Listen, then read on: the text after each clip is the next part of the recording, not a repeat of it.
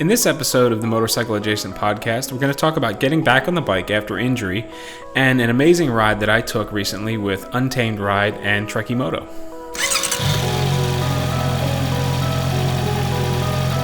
Hey everyone, Walt here from WaltInPA, and I'd like to welcome you to the fourth episode of the Motorcycle Adjacent podcast. And the exciting thing about this episode is that this podcast is actually a podcast, and let me tell you why.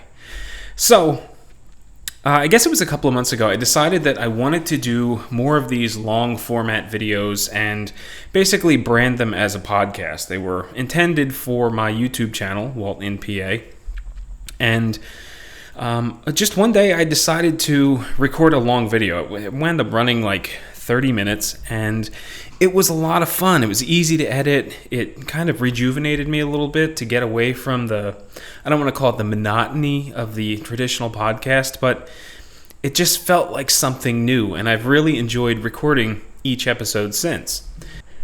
Now, early on, I was struggling with what I wanted this show to be. I was trying to come up with a format that I thought was unique and different and entertaining, and I had some great ideas. I had some great feedback from the guys in Discord, and I started putting together some rough ideas, things that I wanted to try to implement.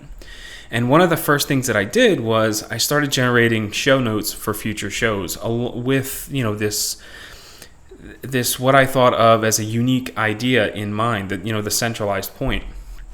And I put together some notes for some of my favorite YouTube channels, hoping that I could get them on and we could discuss, various aspects of motovlogging, YouTube in general, and everything surrounding motorcycles from a personal standpoint. How these people felt about riding, what it meant to them, that sort of thing. And the amusing thing, how all of this kind of came together, was last week I got a comment from Goofy Bastard. I also got some great feedback from Chopper Fett. And Goofy had mentioned that he loved the format, but he wished that I would have some panelists on because he thought it would add a little bit more of an interesting dynamic or added flavor to the show. And what he didn't realize when he made that comment was that he was actually the very first channel that I generated show notes for. And things didn't quite pan out like they were supposed to, so I didn't get to approach him about this podcast idea. But Goofy, if you're listening, I did have you in mind as a panelist on a future episode. I've just got some things to work out. And the things that I need to work out are kind of obvious. If you're watching the video feed on either the Spotify video or if you're watching on YouTube, you can see that I am in a shed. It's nothing fancy, and it presents a lot of challenges. So, in my personal life, I live in a small Cape Cod home with some young children, a wife, and a rowdy dog. Living in this compact space means that there is very, very, very limited quiet time in the house. So sitting down and trying to record one of these things in the house where it's comfortable and it's air conditioned presents a variety of problems, and shrieking, playing children are probably the biggest of my problems. So I've decided that the best place to do the recordings is out here in the shed. Well, the problem with that is, as I said, you're looking around, it's a shed. There's no insulation. There's nothing up on the walls to deaden the sound. If I leave the doors open, I need to worry about bugs getting in and distracting me, or you'll hear traffic go by on occasion. And I realize that this isn't the polished podcast that you'll see with someone with a dedicated podcast setup, so I'm kind of doing the best that I can with it. Another little bit of a backstory here is I was set to have an addition put on my house a few months ago, and part of the addition, since I was going to have an excavator here to dig the foundation, is I was going to have them dig a trench and run electric to the shed so that I can make this more of a man cave and less like a plain Jane motorcycle shed. But at the last minute, my contractor actually bailed on me. One day he just showed up around the time when he was supposed to start breaking ground, and handed me a check and said, "I'm sorry, I can't do the job. Here's your money back." And he kind of washed his hands of it and walked away. And since then, I have been pretty much set back on everything surrounding the addition. Finding a new contractor, someone that I can trust, has been kind of challenging. And the one guy that we do like has just been tremendously slow because he's a small operation, and it's difficult to get the ball rolling with him because this would be a rather large project. So part of the addition, again, was to dig a trench, run electric out here so that I could start creating space. Since then, I've looked at other options for running electric out here. I actually had an electrical contractor come out and give me a quote to cut a ditch and put a small 30 amp panel out here for me. But the price was a bit higher than I wanted to spend, knowing that I could have it done much cheaper if I were to roll it into the addition. So that kind of got put on the back burner. I have been looking at doing it myself, but it's just one of those things where I'd have to rent a ditch witch and have to spend the time digging the trench, running the electrical. There's just a lot that goes along with it, and I really haven't had the time to do it. So I'm kind of making do with what I've got for the time being. Hopefully everything kind of works out and I can make this more of a podcast space. But for the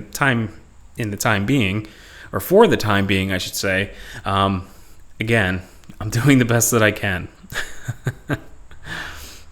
Now, I did mention that this podcast is actually a podcast, and what I meant by that is I spent some time to actually set it up that way. Years ago, I was looking into doing a podcast, and podcasts were popular at the time, but they weren't as big as they are right now. So anything that you tried to do, there was always a pay option. So even if you wanted to set up a small podcast, you'd have to create a Libsyn account, and then there was fees for traffic and fees for back shows that you wanted to store on their servers. And it was always just something that I really didn't want to have a monthly expense on something that I wasn't truly dedicated to. So on a whim, I punched in free podcast options just recently, and I found a variety of services that all offer free options, and some of them are actually really impressive, all of the features that they give you for not paying for them. Now obviously they're going to subsidize that with advertising and whatnot, but where I'm at right now, I'm totally cool with that, as long as it means I don't have to pay another fee for this podcast that I'm doing for free. So I set up a Google Podcasts account, I set up an Apple Podcasts account, and I set up a Spotify account. So if you're looking for the audio, you can find it, again, on Google Podcasts or Apple Podcasts. You could also find it on Spotify, but if you're looking for the video feed, you've got the Spotify video option, as well as my YouTube channel, WaltInPA. At the top of the show, I mentioned that the focus of today's episode was going to be getting back on the bike after injury. So if you've been following along with this podcast, you know that on my birthday, I managed to hurt my back, and I was laid up for a couple of weeks. I had a lot of difficulty moving around. Actually, the first few days were so bad that I couldn't even walk by myself. And it's gotten progressively better. I was able to get out for a few rides. But the first time that I got to put any significant time on the bike was actually this past weekend. I decided to reach out to the guys on Discord. There's a bunch of local riders on there, and I said, hey, I'm free this weekend. Does anyone want to get together and do some riding? I'm itching to put some more miles on the bike after my little setback. And a couple of the guys talked about a couple of different options. There was a car show in Macungie that one guy was going to. A couple of other guys were interested in riding out to the car show to check it out. It's a fairly large one in the area. Another option that the guys suggested was it was some kind of meet and greet or biker meetup at the Motoplex of Westchester, which is a division of Piazza Auto Group. From what I understand, the dealership has been around a little while, but I think it may be under new ownership or new management. And they're advertising it as another option for Aprilia, Moto, Guzzi. They also have Vespas and stuff there. It's a cool little place, and they were advertising the dealership. You can come out, check out their inventory, and they were also putting together a group ride. I believe that went into the Delaware waterfront. So it was a fairly substantial group ride that I wasn't sure if I wanted to do. Mostly because I'm an introverted guy. I don't really like going out and meeting new people kind of on a whim like that. And with my riding style, I'm not super excited about the idea of riding with a bunch of people I don't know. So I was kind of lukewarm about that idea. And another option was Untamed Ride. Steve had mentioned to me that he wanted to get out and check out Bamse Coffee Shop. Now, this is a place out in Shamokin that was recommended to me by a Facebook follower, Carrie. And she had mentioned that there's this cool coffee shop in this little town of Shamokin, a few hours away, and it's set up inside of an old church. And as soon as I heard coffee shop inside of a church, I was really intrigued, and I wanted to go check it out. So when he pitched that idea to me, I thought, well, absolutely, let's go do it. I've been wanting to do this for a little while now. And incorporated into that ride, we were going to ride the Pennsylvania Tail of the Dragon, which is Gold Mine Road out to Route 125, and then Route 125 runs you out into Shamokin. And the ride is full of twists and turns, and it's backcountry roads, and it's supposed to be loads and loads of fun if you like that type of riding. So it sounded great to me. The only issue in the back of my mind was, am I going to be able to take this very long ride? Because we were looking at probably 2 to 3 hours each way. I mean, there was obviously going to be a stop when we got to the coffee shop where we were going to kick back, relax, and rest up before heading home. But it was easily going to be the longest ride that I have done since I injured myself. So I was a little concerned, but excited at the same time. So I decided I was going to go and I was going to make it happen. When that was mentioned in Discord, Trekimoto decided he was going to go as well. And like me, he was a bit concerned about the length of the ride because it's a much longer ride than he's accustomed to. Now, when it was all said and done, I think Steve and I rode roughly 180 miles that day, and it took us close to 10 hours to do it. So we left his place around 8:15 a.m., and we met Trekimoto at the Reading Pagoda, which is a pretty interesting place all by itself. I've featured it on my YouTube channel before, and I used to work in Reading, and I worked there for about 15 years. So I used to see the pagoda practically every single day on the way to and from work. It has lost all of its oddity. So for me, the Reading Pagoda really isn't anything special. I've seen it hundreds, if not thousands of times, and I've been there probably 100 times or more over the past 15 years. But whenever people that are new to the area see it, it's just this strange glowing pagoda on the top of the mountain that overlooks the city of Reading. And it's especially odd at night because it's all lit up in red LEDs, so there's just this big red pagoda glowing on the mountainside. Again, pretty cool place. If you're interested in seeing it, there's I'll put a link to the video I did in the description of this of the show notes and whatnot. So we met up with Trekimoto around 9 a.m. And then we went from there straight on up to Bamse Coffee Shop. And it was a very, very long ride, but loads and loads of fun. Once we got out of the city of Reading, away from that city-style traffic, and we started hitting those open country roads, it wound up being a great ride. The entire time, I was kind of concerned that my back was going to start bothering me at any moment, but the wonderful thing about that was it never really did. I mean, I did get a little bit stiff in my hips, but I think that was mostly because I hadn't ridden any really long distance in a while, and I guess some of those road calluses kind of wore off, being accustomed to being in that riding position for prolonged periods of time. But otherwise, it was a great ride. We got to see some great countryside. There were lots of interesting sights along the way. And the coffee shop was everything that I hoped it would be. It was really weird and really cool sitting in a church having a cup of coffee. Now, before we went up there, I did a little bit of research on the coffee shop, and I knew that it was one building that was kind of split into two sections. There is a coffee shop, and then there is a museum.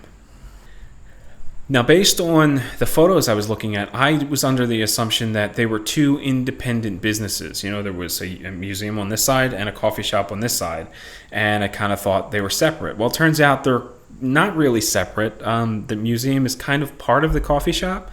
So, you sit down, you have a cup of coffee, and if you have to use the bathroom, you go through this little doorway, and you're inside the museum, and, you kind of walk through the museum to get to the restroom. And, it's pretty much what I did. Right before we left, I went out to use the restroom, and then I spent probably 15 minutes just poking around, looking around the museum, which had lots of old stuff. It wasn't a museum in the sense that it had a singular focus, like, old town history. There was just a lot of really old, interesting stuff there, from like old radio equipment to old football helmets to old newspaper articles. It was just cool taking it all in. And just sitting there in that church was cool. When we got there was, it's a big open space, and they have like little tables set up in the front, and then off to the side there's a couple of comfortable chairs and a couch. There was a woman over there on her iPad working or reading or doing whatever. And then there was another section where there was another couch and some more seating and a table. There was a younger kid over there, I assume was doing schoolwork. And the only other comfortable seat, because we didn't want to sit on the hard chairs and the tables after that long ride, was actually up on the stage. So we did what you would imagine you would do if you were tired and looking for a comfortable seat. We went up on the stage and kind of felt like the centerpiece of this whole establishment. It was pretty interesting, to say the least. The scenery is great. They've got old stone glass, huge high ceilings. It's just got a very old world sort of feel to it, old church feel, and it was well worth the trip.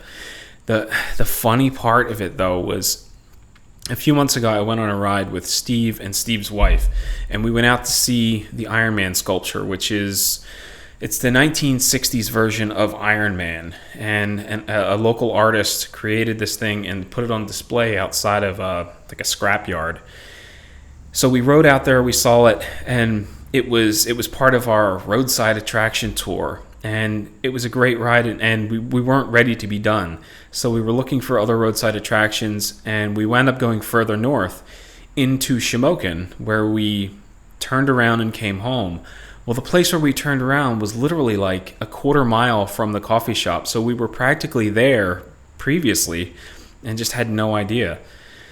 Now, the town of Shamokin it's kind of interesting because, you know, when you start heading north in Pennsylvania, you start hitting towns that look like they've seen better days. You know, these old mining towns. And it's interesting to see how they change. So, you know, you may get up north of Pottsville, where the Yuengling Brewery is, and you start running into these old, kind of run-down, beat-up towns. And then just out of nowhere, you'll leave one town, and then you'll enter another one that is just flourishing and looks amazing. Like Orwinsburg, we stopped there for lunch a couple months back. And great food, great entertainment. Just, it was kind of shocking to see this flourishing little town after riding through several just kind of run down towns. And Shamokin is kind of like, it's on the edge, where when you're on the outer edge of town, there's a lot of rundown buildings, some really old and have seen better days, row homes. And then once you get into town, you start to see these local businesses, and you know, you start to see the uptick. At one point, we were coming across the top of the town, which is kind of up on a hill, looking down into what I would imagine is downtown or the center of town. And there was just bustling businesses down there. It looked like they had a food truck set up. One of the streets were closed off, and there was a lot going on. So it was interesting, you know, hopping from kind of rundown town to flourishing town to rundown town, and then seeing this other town that was kind of in the middle. And again, you know, you've got this old coffee shop and a church kind of in the center of town. It was pretty cool. I've realized I'm starting to sound like a broken record telling you how cool it was, but it really was. So after we finished up in Bamse Coffee Shop, I don't know whether it's Bames or Bamse, it's Bamse. We started the long trek home, and Trekimoto was looking for kind of the shortest, easiest route home without hitting major highways. I think it was Route 501 we took, which had some interesting scenery. It did have one knucklehead in a car in front of us. The passenger thought it would be a good idea while riding down this 55-mile-an-hour road to climb out the passenger window and kind of sit on the car. It was, unfortunately, I didn't have my cameras running at the time. I was kind of shocked to see it, and also paranoid that the guy was going to fall out of the car and I'd have to dodge him somehow. But otherwise, the ride was really cool. We hit Route 61, made our way down into the Hamburg area, which is known for Cabela's. And we decided to stop at local Red Robin for some burgers, some refreshments to recharge the batteries. From there, we headed further down Route 61 and eventually split off. Trekimoto, I think, took 222 home, and Steve and I hit a bunch of back roads on the way through, skirting around the outside of Reading. When it was all said and done, I got home. It was 180 miles, about 180 miles, and my back felt great, but man, was I beat. I just hadn't ridden that long in well over a month, and it just took it out of me. I got home, I got hydrated. It was kind of warm that day, and a few hours later, I fell asleep, and I woke up the next morning still exhausted. Funny thing was, I woke up the next morning. I woke up at 4 a.m., decided there's no way I'm getting up this early on a Sunday. I'm going back to bed. So I go back to bed around 7 o'clock. I reach on my night table. I grab my phone to check the time, and I notice I've got a message from Steve from about 10 minutes prior saying, like, hey, I realized that the meeting at the Motoplex in Westchester actually started earlier than I thought it did. So if you want to go, like, let me know and we'll go. So, like, okay, I guess I better get out of bed. I got up, I got ready, hopped on the bike, and then we rode down to the Motoplex in Westchester. We did not do the ride, just kind of walked around the dealership, checking out the different bikes they had on display. They had kind of a moto meetup outside. A variety of other bikes were all parked, like you would imagine for any of those sort of meetups. And I didn't really spend a whole lot of time looking around. Again, I'm a really quiet guy. I love, being in that environment and talking to people, but I don't like starting the conversation. So I struggle with that social aspect. So kind of meandered around a little bit and then wound up leaving, grabbing lunch in Phoenixville before heading home and calling it a day. So by the end of the weekend, I think I rode like 220 miles, 230 miles ish. And I'm just really happy to be back in the swing of things after that 4 to 5 weeks I had off after I hurt myself. Again, I was concerned that I'd wind up like throwing my back out or something along the way, but I just kept plugging along, and it was just good to be back riding again. Now, next weekend we are looking at doing the 2022 edition of the Road Apple Ride, which is a group ride that we put together last year. We rode from Valley Forge to Shady Maple Smorgasburg in the Lancaster area, and we're looking at doing that again this year. It looks like it's going to be a much smaller crowd, so it looks like it's going to be me, Untamed Ride, Trekimoto, probably Goofy, and we'll see how many other people are up for it. It's going to be a busy weekend since it is Labor Day weekend, but we had such a great time last year. I'm looking forward to doing it again, and I'm just happy to be putting miles on the bike again, like I intended to do when I bought it. So I think for the last segment of this show, in last episode, I said that I wanted to spend some time and promote the motovlogging community, talk about some different content that I've been watching throughout the past week. But it seems like I've got some housekeeping to do, and in a really bad way. So if you're familiar with my YouTube channel, I've got inside the video description of every video, I have an address in there where I keep my P.O. box information in case anyone wants to do a sticker swap. Sometimes people send me stickers unannounced. Sometimes they reach out to me and make sure that I'm cool with doing a sticker swap. I'm always cool with doing a sticker swap, but I'm absolutely terrible at actually checking the P.O. box. It's so bad that when I went to the P.O. box for the first time in quite some time a few days ago, I had a hard time getting it open. There was so much junk mail and flyers stuffed in there that it was getting hung up on the lock, so I had to like fight the thing open, and I'm like, I felt like one of those magicians that are pulling the handkerchief out of the pocket, and it just goes and goes and goes and goes. I'm like pulling all these circulars out of this tiny little P.O. box. Finally, I get everything out, and I start going through it, and it looks like I've got three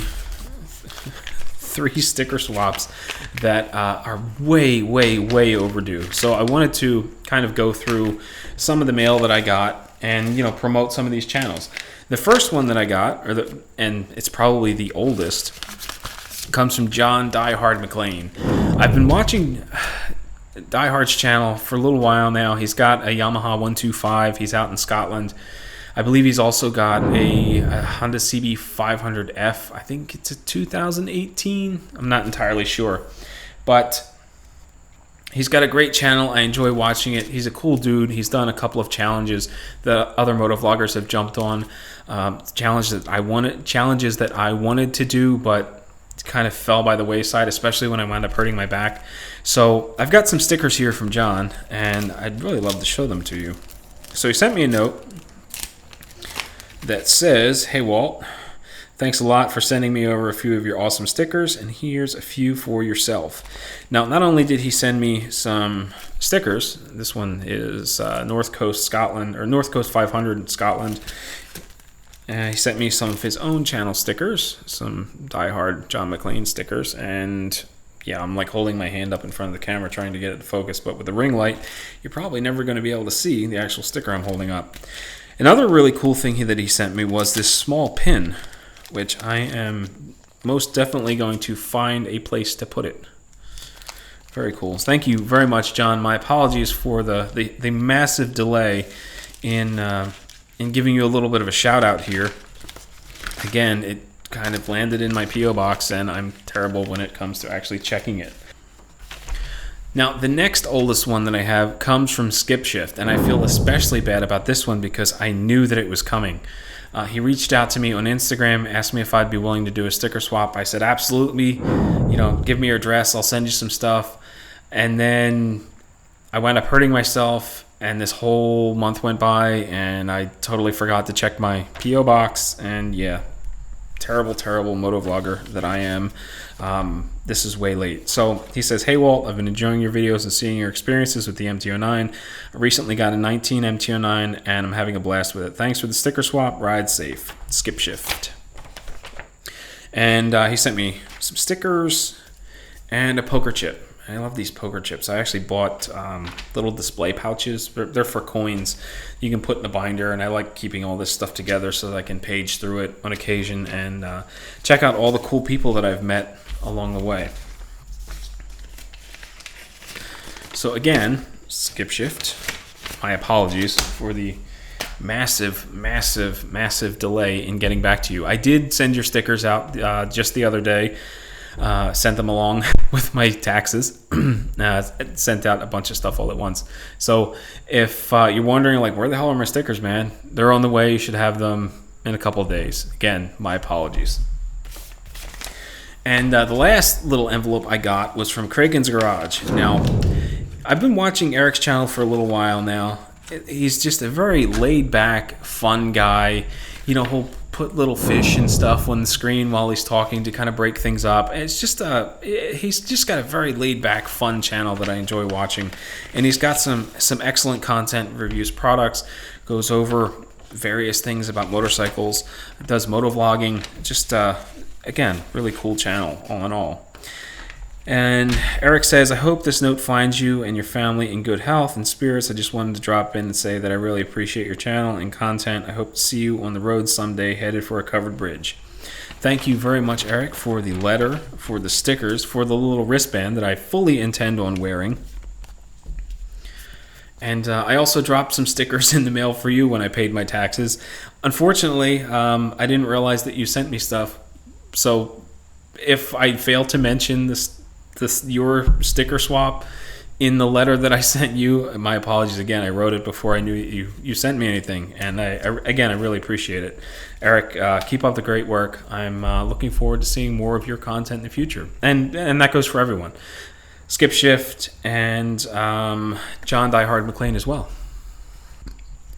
Well, ladies and gentlemen, that's going to do it for this episode of the Motorcycle Adjacent Podcast. I want to thank you very much for taking the time to listen to me ramble endlessly in my hot little motorcycle shed here. Hopefully in the coming months you'll see this space transform into something that's more suitable for podcasting and a little more refined and polished. If you enjoyed this video, do me a huge favor and subscribe to the WaltInPA channel on YouTube. And if you're listening to this as a podcast, don't forget to check me out on Spotify as well as Apple Podcasts and Google Podcasts. As always, ride safe, and I will catch you in the next one.